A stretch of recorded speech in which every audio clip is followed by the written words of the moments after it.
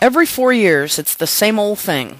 People within each political party are sick of it, and a few begin talk of branching away and starting a third party. It usually only lasts for a very short time, as most people eventually recognize that a third-party system will achieve none of the goals of the new breakaway party. In fact, it would probably take 3 or 4 generations to begin to see any success of the new party, if ever. If the Republicans divide into 2 groups, the Republicans and the Conservative Party, for example, their vote is split at every election and the Democrats win everything. Who the hell wants that? Who the hell would have willingly set themselves up to lose in such fashion in the first place? The third party, who is acting on their beliefs, which is honorable and understandable, is really only screwing themselves by willingly forfeiting everything to the Democrats. Third party talk drives me insane.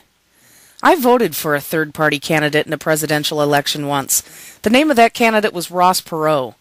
It was because so many people voted for Perot, who would have otherwise voted for George Bush, that Bill Clinton wound up as president. For 8 years.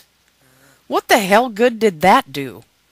The only point that was proven in the lesson that I learned, I don't need to learn it again, is that a third party is a bad idea. Unless you're willing to kiss all of your ideals goodbye. It's an idea that, by my observation and experience, is most often brought up by those who are newly involved in the political process. In politics, as in life, it's better to get something that you want as opposed to getting nothing that you want. No party platform will ever include 100% of what I want. There will also never be an individual candidate with whom I agree 100%. I usually choose, from what I perceive at the time, the lesser of the 2 evils, or candidates. It is an unfortunate reality that that is the way it is in American politics. The third party is a fantasy. Not voting is irresponsible, stupid, and the epitome of un-American. Either vote for the lesser of the 2 evils, or get the hell out of the game. Have those of you who are now discussing starting a third party forgotten what happens when the Democrats have total control of Congress and the White House? Does Obamacare sound familiar to you?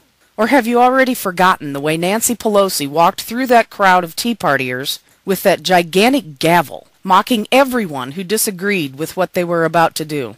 We could protest, we could yell, we could write, email, fax, and make phone calls, and we did. And all they had to do was ignore us. And they did. As they marched on to pass Obamacare. That is what happens when one party has total control of our government. If you do not vote against Obama this time, you will be partially responsible for allowing Obamacare to stand. You will no longer be able to feign your phony outrage at Chief Justice Roberts for his allowing Obamacare to stand. You will be him. Those of you who identify as conservatives, who aren't going to vote against Obama in this election, you are of zero use to this country. You either recognize that eliminating Obama from the White House is the most important political decision you will make in your lifetime, or you don't. And if you don't recognize that, what use are you to America's future? In my book, you're worth nothing. I am not a Romney supporter.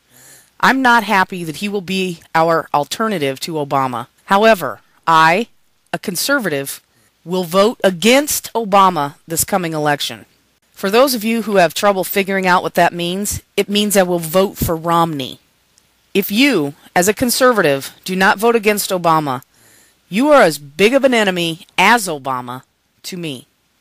Get the hell out of my country. You have no business here. Think I'm a shill for Romney? Kiss mine. I made the Not Romney video below. I am not a Romney supporter. I'm a Palin supporter. And we're just stuck with this loser this time around. As bad as he isn't as bad as Obama. You think Obama's first term was bad? Just wait until he doesn't have to worry about being reelected. You ain't seen nothing yet. You want to risk it while you stand on your flimsy political knowledge? Either get the hell out of my country or stop participating in politics because you have no clue what you're doing.